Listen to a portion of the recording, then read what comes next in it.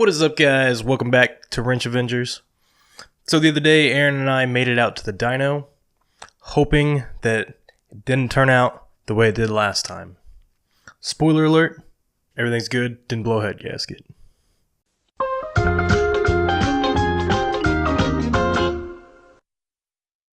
So, Aaron and I made it out to the dyno recently. James, the guy who helped me tune my car, the guy who, last time we went to the dyno reminded me that I needed to change my head gasket.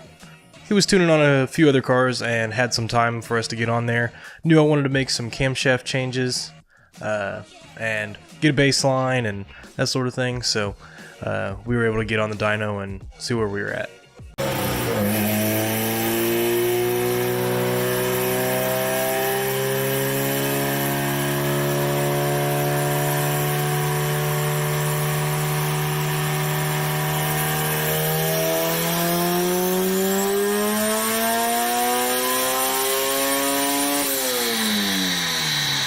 So after James finished up the first two cars he was working on, had some time to get mine up there, got my car on the dyno, did a few pulls.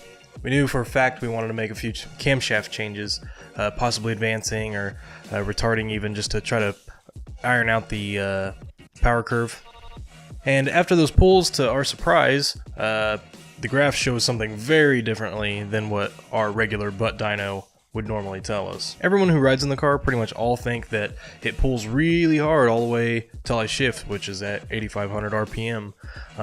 The graph shows something a little bit different. The graph shows the power falling off pretty hard at 7,500 RPM. The camshaft is a Crowler 6344-3Z, which should pull up to at least 8,000 RPM, I would expect. We did have to advance that camshaft quite a bit just to get it to time correctly, so that could be the reason why the power band has moved down quite a bit.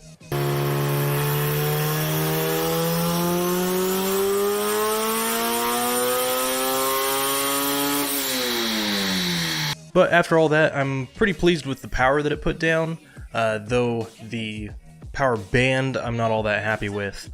We tried advancing the camshaft a little bit, but the engine did not like that at all, lost power everywhere, so we put the camshaft back and just left it as is, and with 91 octane fuel it made 295 horsepower. The ad said 3,000. And 218 foot-pounds of torque. You can see here on the graph that the power band is very short, basically from 6,000 to 7,500 RPM, that's it. Again, in the car it feels like it goes much higher than that, but I won't argue with the results of the dyno. So for now, I'll keep driving it like it is, and I'll plan to make some camshaft changes in the near future. Need something that may help the spool time a little bit, maybe a smaller camshaft may help out, and hopefully something that can carry a power band a little bit longer than, 1,500 RPM. Aaron, on the other hand, his car did quite well. Made about the same power we were expecting it to, since we've had it on the dyno before and didn't really change much, but it put down some decent numbers, and it ran pretty well.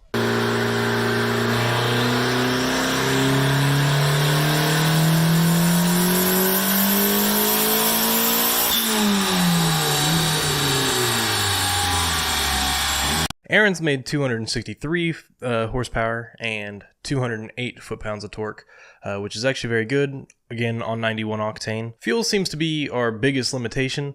91 octane just doesn't give us a whole lot, so swapping over to E85 for the both of us may be in our near future.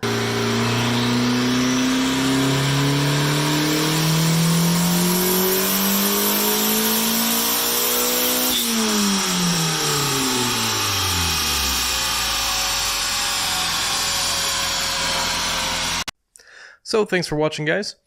Stay tuned, as we're going to try to make out to the drag strip sometime soon if the weather will ever clear up and not be raining. Pretty excited to see what the car is going to do now with the new turbo, and excited to build upon that even farther and keep getting it faster and faster. So thanks for watching. Consider subscribing, give a like or a dislike depending on which one you felt about the video. Check out the Instagram, and we'll catch you guys in the next one.